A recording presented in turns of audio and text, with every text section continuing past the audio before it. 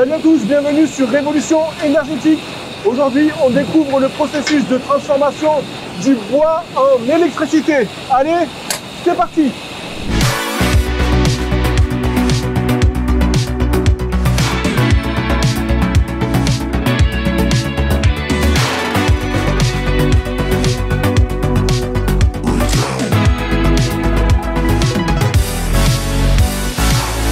La biomasse est l'une des nombreuses sources d'énergie renouvelable avec l'hydroélectricité, l'éolien, le solaire, la géothermie et les énergies marines. La différence, c'est que la biomasse se décompose en différentes ressources. Il y a les excréments, il y a les déchets agricoles, les déchets d'élevage et bien sûr le bois. Et ici, dans la centrale Sylviana de Brignoles, c'est du bois qui est brûlé pour être transformé en électricité. Et pour mieux comprendre le fonctionnement de cette filière, je suis accompagné de Stéphane Berry. Bonjour et merci de nous faire découvrir ce site. Vous êtes responsable d'approvisionnement et on se trouve ici à l'endroit où la ressource est réceptionnée et on voit deux tas. Ici à gauche, du bois qui est broyé et ici des grumes, c'est du bois brut. Pourquoi il y a cette différence-là? Il y a deux façons en fait d'approvisionner l'usine Sylviana à Brignoles. Hugo, donc vous allez pouvoir trouver soit du bois brut qu'on va aller chercher au bord de la forêt, qu'on va ramener par des camions, qu'on va broyer nous-mêmes, qui va nous servir aussi de stock tampon pour la centrale en cas d'intempéries, en cas d'interdiction d'accès au massif.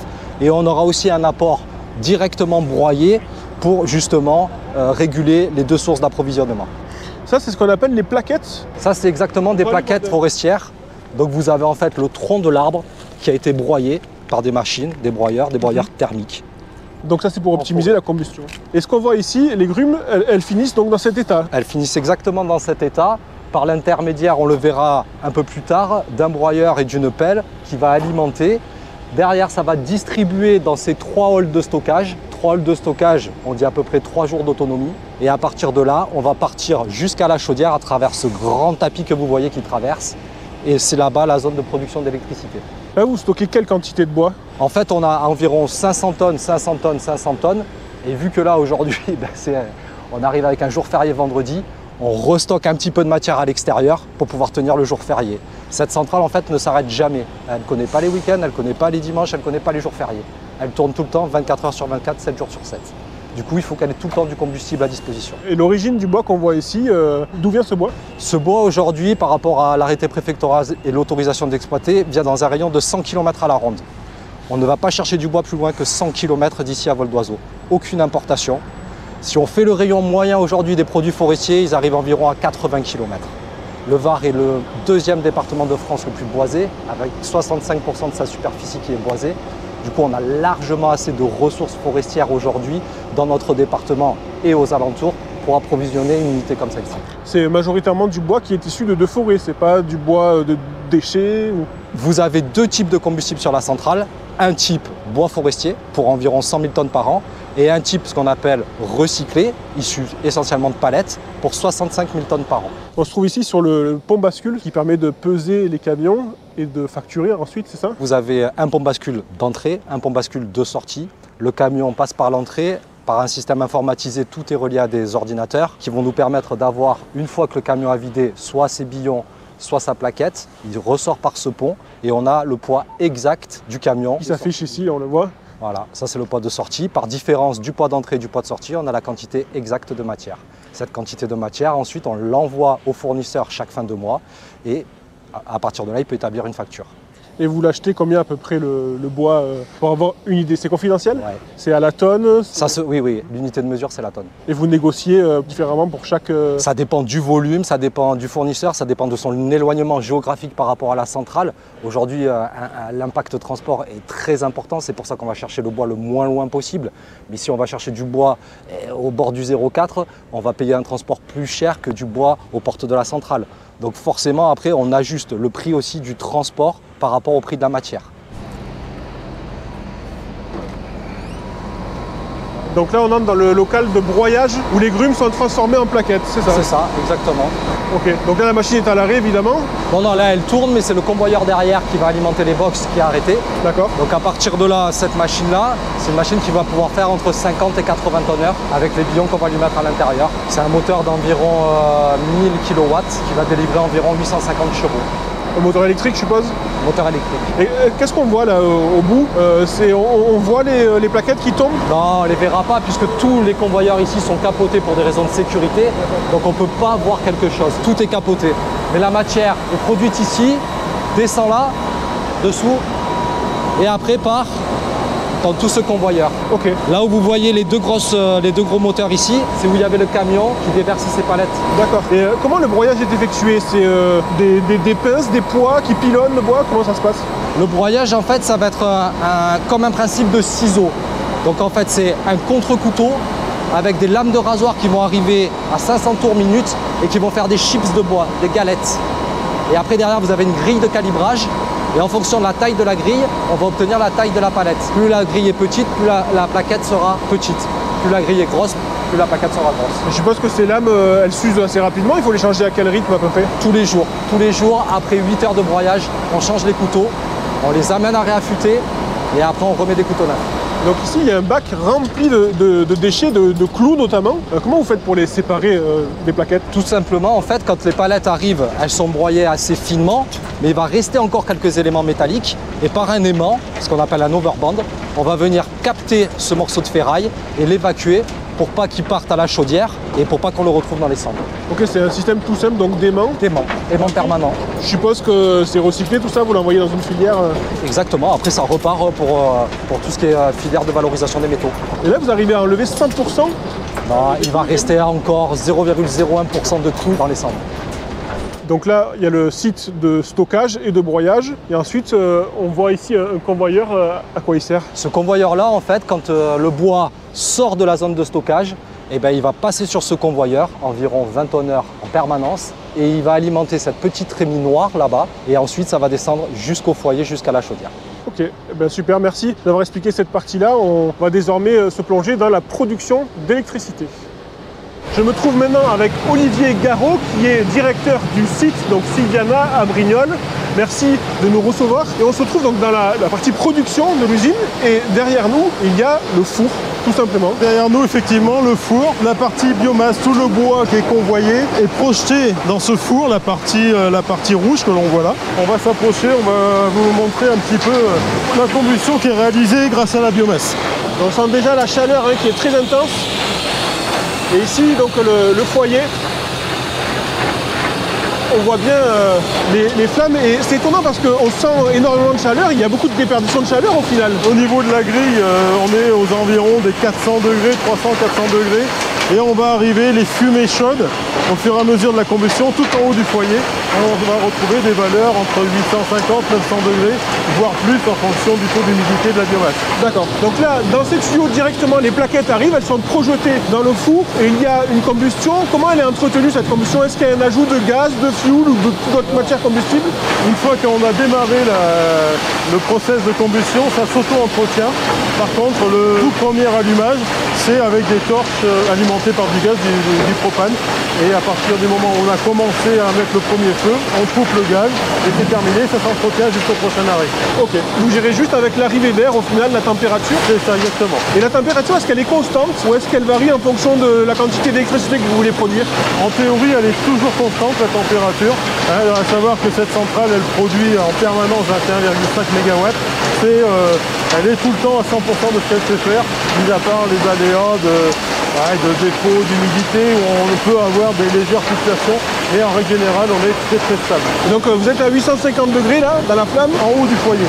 En haut du foyer. Et ensuite, cette chaleur, elle est transformée comment? Donc cette chaleur qui monte, là, les 850 degrés, au-dessus, on a un ballon d'eau chaude. On va apparenter ça à une cocotte minute que vous mettez sur une gazinière. La partie cocotte minute qui est en eau, au fil du temps, on va la chauffer. Il y a une partie qui se transforme en vapeur.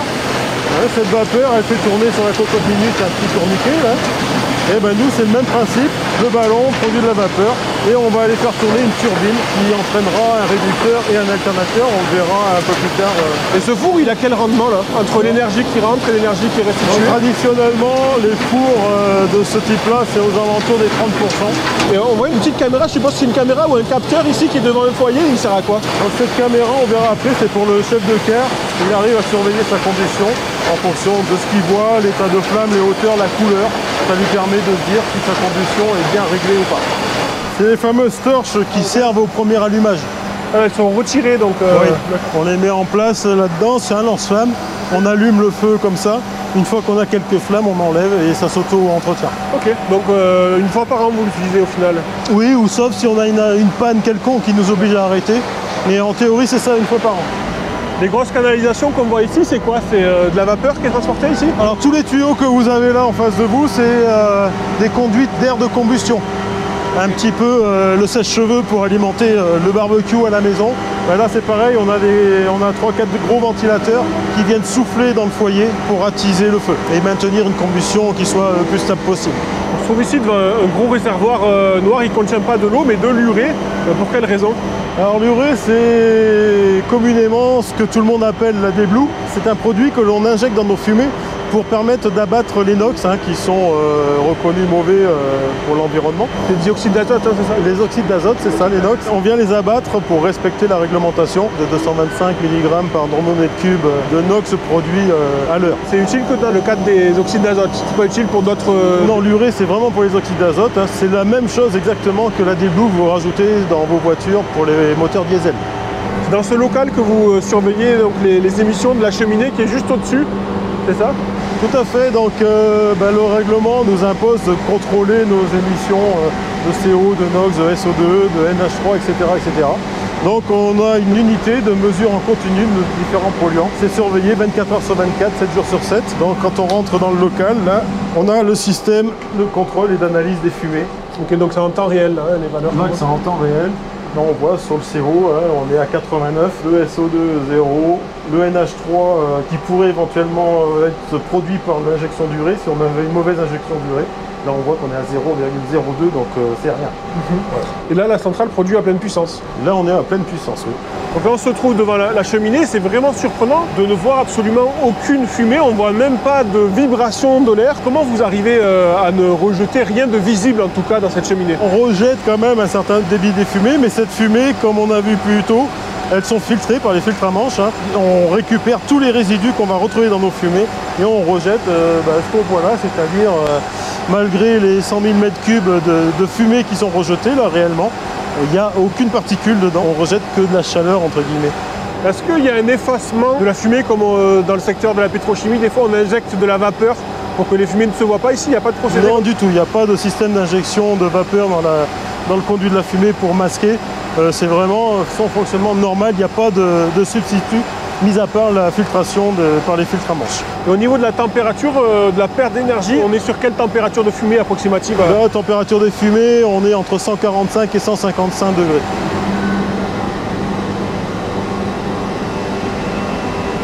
Donc là on entre dans le local au final de gestion de l'eau parce que la centrale utilise de l'eau comme vecteur énergétique. Qu'est-ce que vous faites ici dans ce local?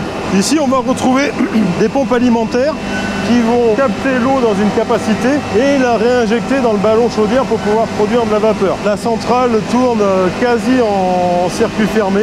On produit 86 tonnes-heure de vapeur et on rejette grosso modo une quarantaine de mètres cubes d'eau par jour. Et cette eau-là, à la base, quand vous la puisez où? Du réseau d'eau potable, d'une source, d'une rivière? Cette centrale-là, elle est alimentée directement par le château d'eau de Brignoles. C'est de l'eau de ville, d'accord, qui est traitée chez nous.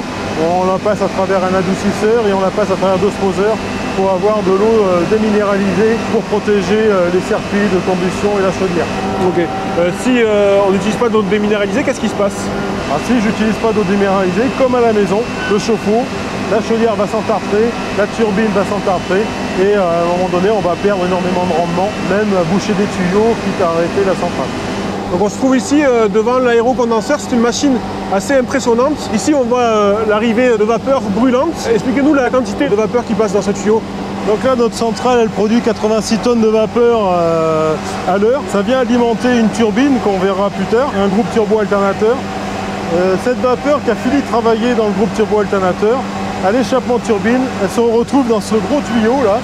On vient la condenser cette vapeur avec de l'air ambiant et un système d'échangeur air-vapeur.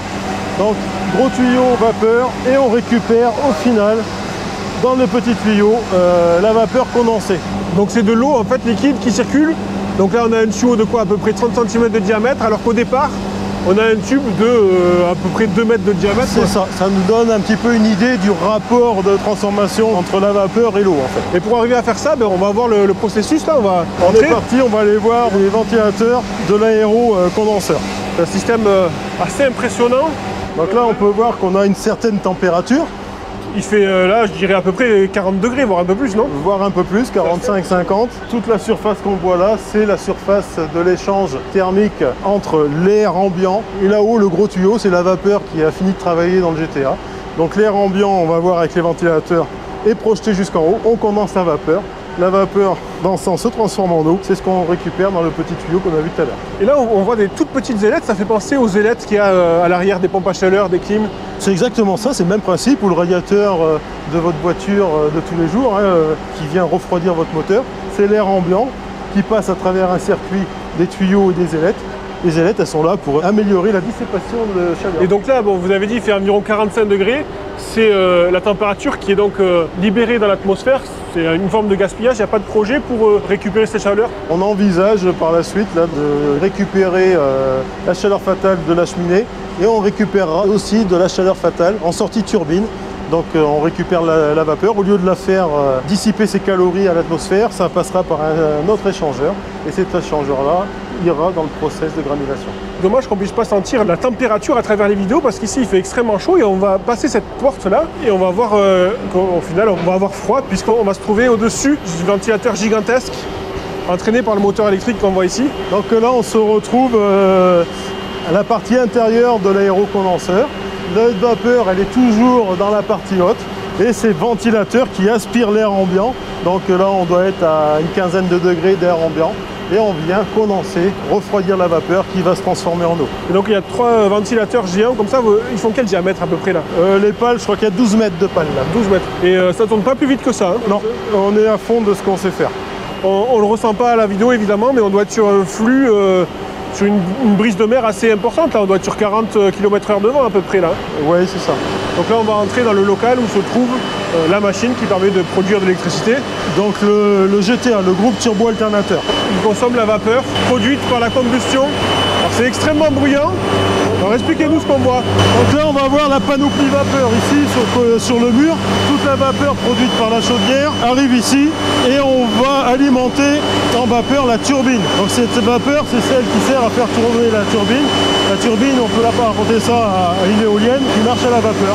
Donc on la fait tourner 5800 tours.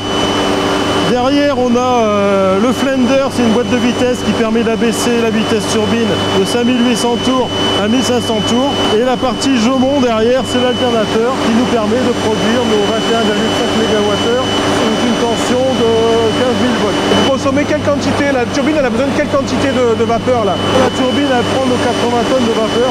C'est le seul consommateur avec quelques réchauffeurs en vapeur. Donc les 80 tonnes de vapeur, elle les prend. Là vous êtes sur un cycle de fonctionnement permanent, 7 jours sur 7, 24 heures sur 24, toute l'année, que ce soit l'hiver ou l'été? Oui, c'est ça, on tourne 24 heures sur 24, 7 jours sur 7, avec présence permanente de la chef de car et la rondeuse. Ce cycle de fonctionnement-là, il a été imposé par l'appel d'offres. Le fait que vous ne soyez pas obligé de vous adapter à la courbe de consommation nationale, c'est le choix de vous, l'exploitant, ou c'est le choix de... C'est le choix de l'exploitant parce que plus on produit d'électricité, plus on en revend, bien sûr. On est à 100% des capacités de notre alternateur en permanence. C'est une centrale qui est 100% électrogène, il n'y a pas d'autre source de revenus que la vente d'électricité.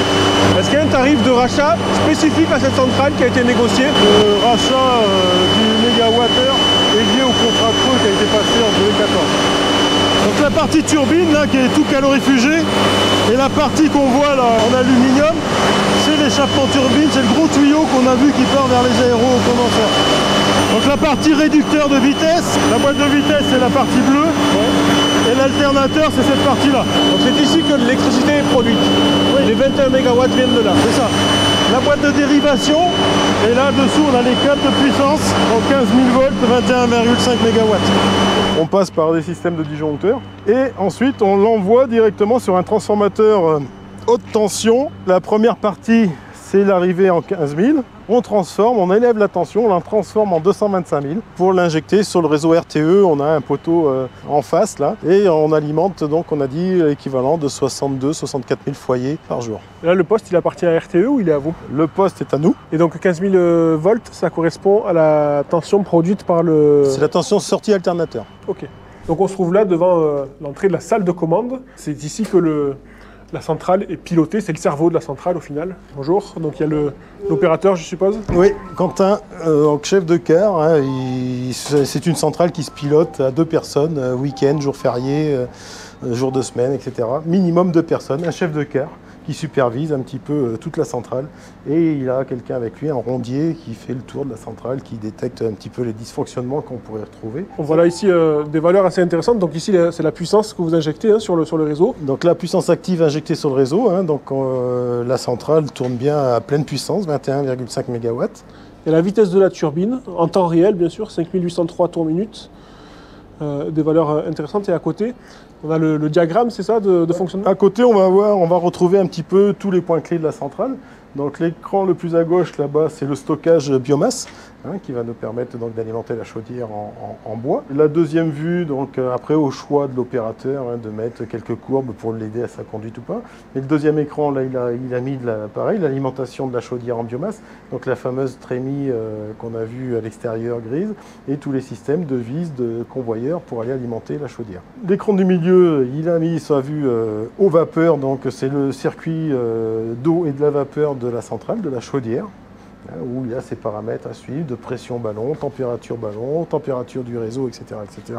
On voit 798 degrés, hein, c'est ça pour la température? 198 degrés en température voûte, la température la plus élevée dans le four, avant d'aller sur le ballon chaudière. Et le ballon chaudière, on voit lui qu'il est à 105 bars pour 430 degrés. Ensuite, on a une vue générale de la centrale, qui reprend un petit peu la probois, la chaudière, les réchauffeurs, les filtres à manches, la turbine, les aérocondenseurs, enfin tout le circuit, un synoptique assez complet de la centrale. Ce qu'on voit ici, c'est une courbe de production ou c'est... Donc là, pour sa conduite, il surveille l'oxygène. Une bonne combustion est liée à un bon taux d'oxygène, donc il surveille en permanence son oxygène. En fonction de ces variations d'oxygène, il va pouvoir jouer un petit peu, alors soit sur l'air de combustion, soit sur le volume de bois admis dans la chaudière, donc il va jouer sur ces différents paramètres. Et là, la deuxième courbe, c'est la charge chaudière, c'est ce qu'on demande à la chaudière. Là, elle tourne à 92% de ce qu'elle s'est donné. Et là, on voit donc des écrans de surveillance. Vous avez tout le processus de production qui est filmé, monitoré en permanence. Là, le site est filmé en permanence hein, pour la surveillance diverses et variées. Hein. Ça peut aller de la sûreté, anti-intrusion, le broyage, etc. Le fonctionnement du process, le remplissage des box, etc. Donc, ça a plusieurs utilités d'avoir de la vidéosurveillance. On se trouve ici devant le dépôt de cendres. C'est au final ce qui reste de la combustion. Une fois que le bois a été transformé en électricité, il reste les cendres qu'on voit ici, ça ressemble au final à des cendres de feu de cheminée. Exactement, c'est tout à fait ça, c'est ce qu'on appelle nous dans notre jargon les cendres sous grille. C'est les résidus de combustion du bois qui ont servi à chauffer l'eau et produire la vapeur. Et qu'est-ce qu'elles deviennent ces cendres ensuite? Donc ces cendres par la suite, on les collecte, on les trie, on enlève un petit peu des résidus de clous qui peuvent rester suite à la combustion des palettes, le bois classe A. On crible, on déferraille, après ça rentre dans le process de fabrication d'éléments en béton. Au niveau de la quantité de cendres, pour une tonne de bois qui entre dans le four, il y a à peu près quelle quantité de cendres qui sort? On est aux alentours de 2,5% de cendres. Là, on a une vue en coupe de la centrale. Au final, ça, c'est ce qu'on voit quand on est à l'extérieur d'une centrale à biomasse. On ne comprend pas toujours à quoi correspond chaque tuyau, chaque partie. Ben là, c'est ce que vous allez nous expliquer. Donc, on commence ici par le four. La première partie, donc le four, le gros module là qu'on a, c'est là où on projette le bois, où il commence à brûler. Il brûle, on crée des fumées chaudes. Ces fumées chaudes montent tout en haut là, pour atteindre des températures de l'ordre de 800 à 900 degrés. Et au-dessus, l'espèce de réservoir en inox, là, c'est un ballon d'eau chaude. Donc ce ballon d'eau chaude, il est rempli à moitié d'eau. Et le fait d'avoir des fumées à 900 degrés, on va commencer à faire bouillir cette eau. Le fait de la faire bouillir, on crée de la vapeur. Et cette vapeur va servir à entraîner un groupe turbo-alternateur qui produira de l'électricité. Donc sur ce module-là, on a aussi, vu qu'on monte en température et on monte en pression, aux alentours des 300 degrés dans le ballon, 100 bars dans le ballon.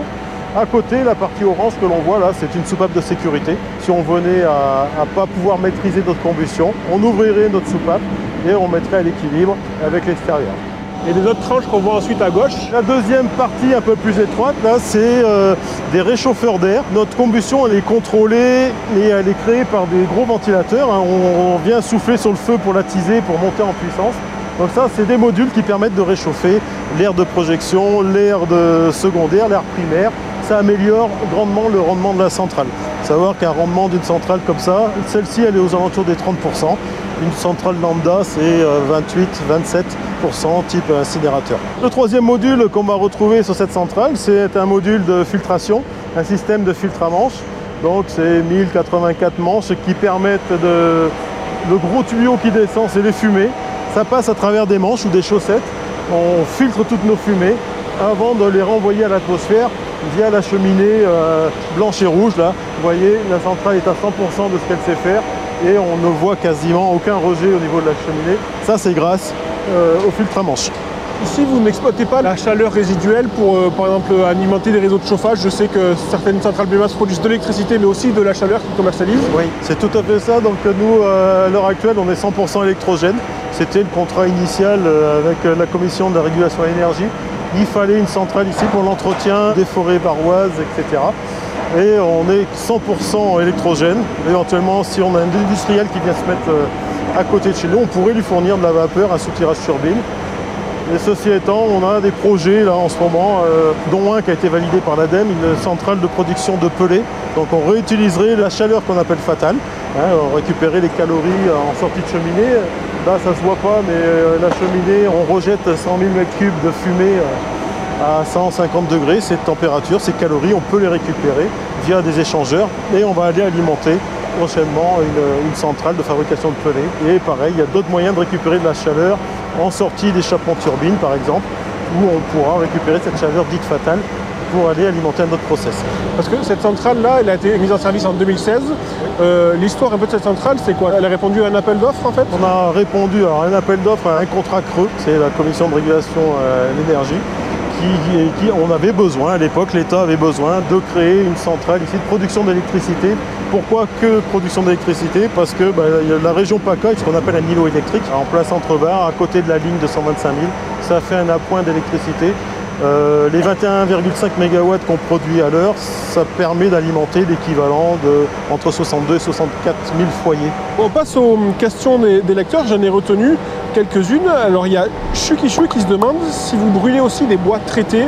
Il se demande si les bois qui sont brûlés ici peuvent contenir du zinc, des fongicides, des insecticides, ou si vous brûlez des bois de chemin de fer par exemple. Non, c'est vraiment une centrale biomasse. On brûle donc du rondin qui est coupé directement dans les forêts et une partie, environ 100 000 tonnes, et sur 60 000 tonnes on brûle de ce qu'on appelle de la classe A, c'est de la palette non traitée majoritairement. Une autre question de The Black Révérend qui se demande quel est le coût du mégawatt produit et surtout si le coût du mégawattheure je suppose, et surtout si ce coût, s'il inclut le reboisement nécessaire. Donc en fait nous on ne reboise pas. Ce qui se passe historiquement à la centrale, là, il faut comprendre que la forêt varoise, elle s'agrandit de jour en jour et elle s'agrandit trop vite. Le pin, il faut comprendre que c'est un envahisseur et cette centrale-là, elle consomme à peine une petite partie de cette expansion. Pour remettre à l'équilibre et pour avoir une forêt avec des arbres qui poussent, avec des beaux diamètres, il faudrait à la limite une deuxième centrale comme celle-ci pour être un petit peu à l'équilibre, si on enlève la partie des incendies, etc. Mais voilà, là si on se promène dans les forêts varoises et alentours, on se retrouve avec des arbres de petites sections. Ils ont tendance à s'étouffer, donc le but du jeu c'est d'éclaircir. On ne fait jamais de coupe dite franche. On éclaircit les forêts pour justement permettre aux lumières de pénétrer et que la faune et la flore puissent grandir tranquillement. Dernière question, il y a Le Coin du Monde qui se demande quelles sont les essences de bois les plus appropriées pour produire de l'électricité à partir de bois. Dans votre cas, là, vous brûlez quoi comme type d'essence de bois? Dans cette centrale, là, Sylviana, elle brûle exclusivement du pin parce qu'elle a été étudiée pour l'essence du Var, à savoir que nous, on va prospecter du bois à 100 km à la ronde, donc c'est majoritairement du pin. et voilà, c'est ce qu'on brûle. Après, il y a d'autres centrales dans certaines régions de France, dans l'Est par exemple, ça ne sera pas du pin, ça sera peut-être du châtaignier ou autre chose. Mais nous ici, on est dizainiers, ça veut dire que le four a été conçu avec des réfractaires, avec des ventilations, pour brûler du pain. On dit souvent aux particuliers, ne brûlez pas des résineux dans vos cheminées. Parce que ça encrasse. Parce que ça encrasse. Est-ce qu'ici, il y a eu, je sais pas, il y a des mesures particulières, des adaptations particulières qui ont dû être faites pour s'adapter à ce type de bois? Non, les températures, en fin de compte, les résines, tout ça, c'est brûlé, hein, c'est consumé dans le process. Donc forcément, comme tout système de combustion, on encrasse un petit peu cette centrale. Les échangeurs, il y a des cendres qui viennent se coller dessus, des résidus. Donc ça fait partie de l'entretien annuel d'une centrale comme celle-là. On s'arrête, on va sabler tous nos tuyaux, toutes les parois de la chaudière pour nettoyer et on est reparti pour une année de production supplémentaire. Super, eh bien, merci beaucoup. Olivier Garot nous a fait découvrir cette centrale à biomasse à Brignoles, centrale Sylviana. Si la vidéo vous a plu, n'hésitez pas à bombarder les commentaires, laisser un pouce en l'air et bien sûr abonnez-vous à notre chaîne YouTube. A très bientôt sur Révolution Énergétique. Bye bye.